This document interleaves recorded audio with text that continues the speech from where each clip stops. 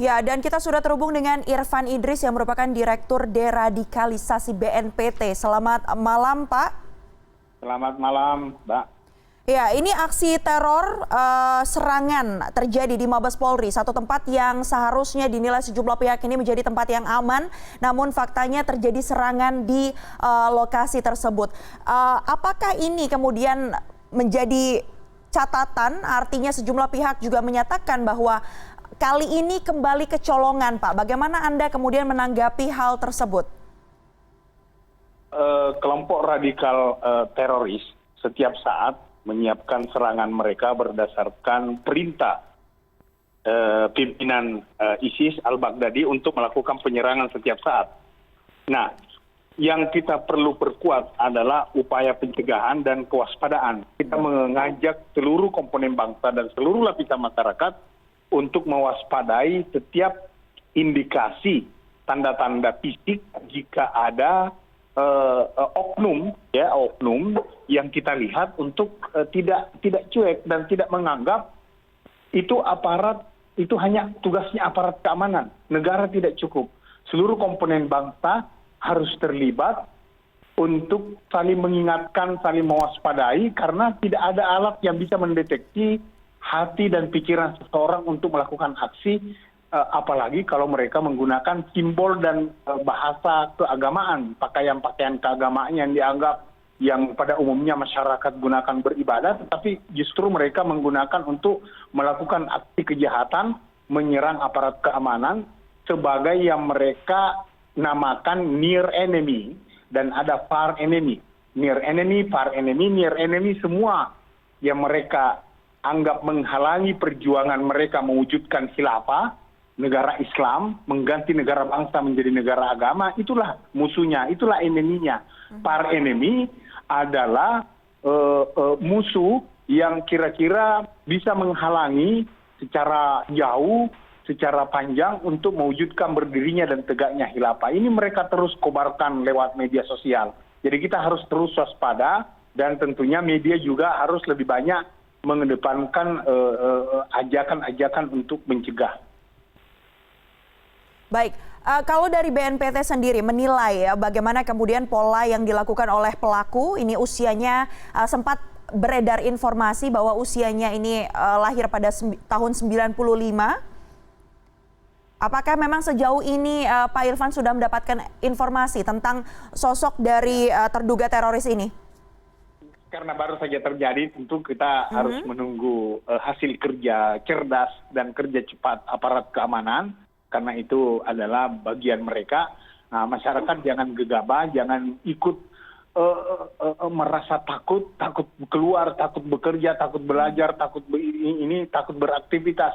Akan tetapi pencegahanlah yang harus kita lakukan. Dalam mencegah tidak ada kata salah, dalam menindak tidak boleh salah.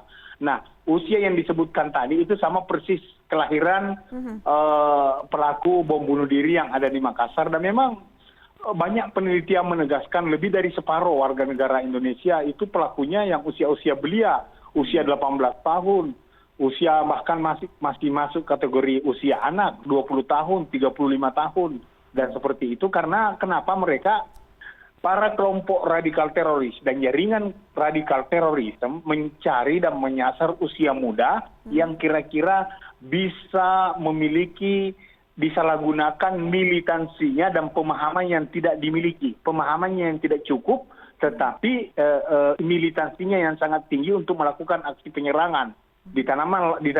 Ditanamkanlah paham-paham kebencian, ajaran-ajaran yang kemudian dikemas dengan bahasa agama. Ditafsirkanlah bahasa-bahasa istilah-istilah keagamaan itu yang tidak ada dalam agama, tafsirannya untuk mengemas dan menjadikan pemuda atau oknum atau pengantin atau seorang militansi melakukan aksi penyerangan dimanapun. Oke, kita simak bersama tadi Pak Irfan menyatakan bahwa memang usia muda ini menjadi target perekrutan dari jaringan jaringan yang ada. Semua pelaku bom bunuh diri, termasuk Denny, termasuk Asmar Latinsani, termasuk Sarip di tengah orang salat Jumat di Mapolresta Cirebon tahun 2012. Tidak ada yang usia 50-40 ke atas. karena mereka tinggal duduk manis menjadi kelompok inti hardcore. Mereka merasa sangat karismatik untuk melahirkan narasi-narasi kebencian, memotong-motong ayat-ayat atau hadis, menyambung-nyambungkan untuk membenarkan perilaku jahat mereka dan seolah-olah itulah benar. Oke, sejauh ini apa kemudian upaya yang dilakukan BNPT untuk mencegah adanya perekrutan, terutama bagi usia-usia muda yang nantinya ini akan masuk ke usia produktif sebenarnya, tapi kemudian justru menjadi bagian dari jaringan terorisme? Masyarakat secara bebas bisa membaca strategi yang kita tetapkan berdasarkan Undang-Undang Nomor 5 2018 Pasal 43 tentang pasal pencegahan, ada kesiapsiagaan nasional.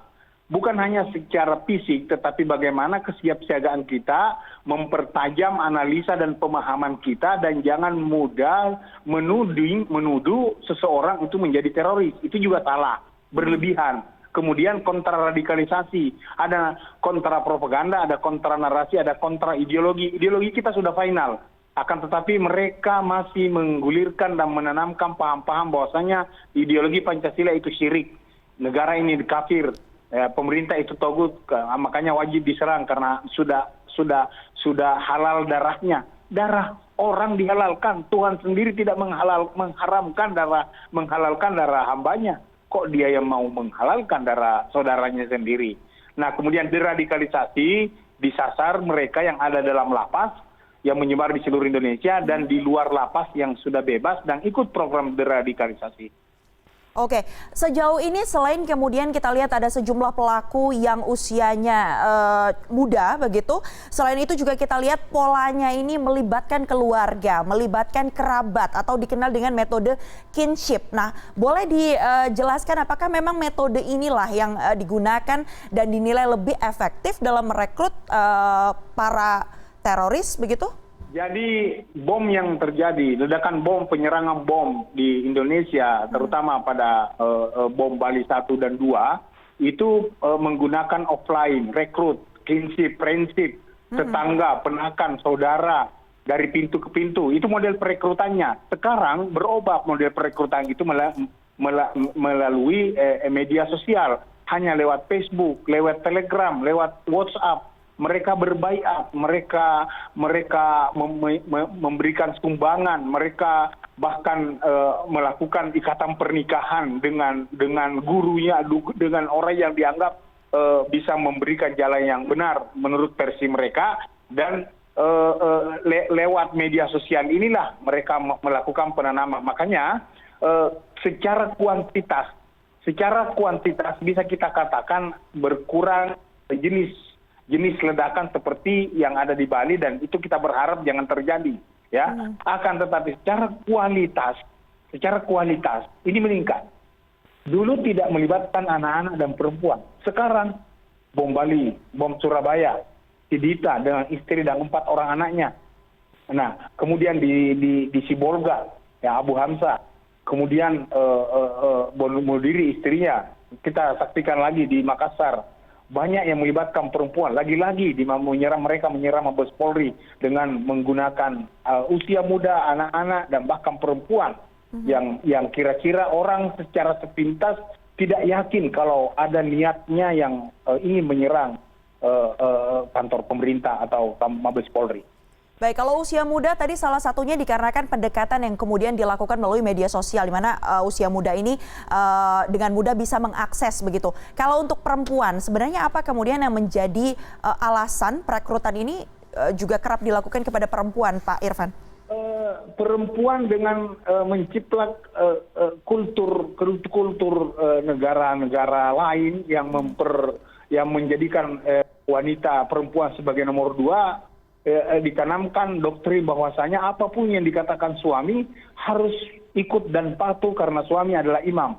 Nah, dia gunakanlah dalil-dalil untuk kemudian ditafsirkan bahwasanya seandainya Tuhan itu suami bisa dianggap sebagai Tuhan, maka suami itu adalah Tuhan Anda. Ya, artinya begitu kuat posisi seorang laki-laki memperbudak, menyalahgunakan posisi istri yang dalam ajaran agama itu tidak dibedakan. Yang paling mulia di sisi Tuhan itu adalah yang paling bertakwa, bukan jenis kelamin, posisi, kedudukan, status sosial. Nah, wanita juga jika sudah terpengaruh atau lebih duluan terpapar, itu justru lebih kuat. Bisa mengajak anak dan suami. Kalau suami yang terpapar, itu mungkin butuh proses untuk melibatkan istri dan anak.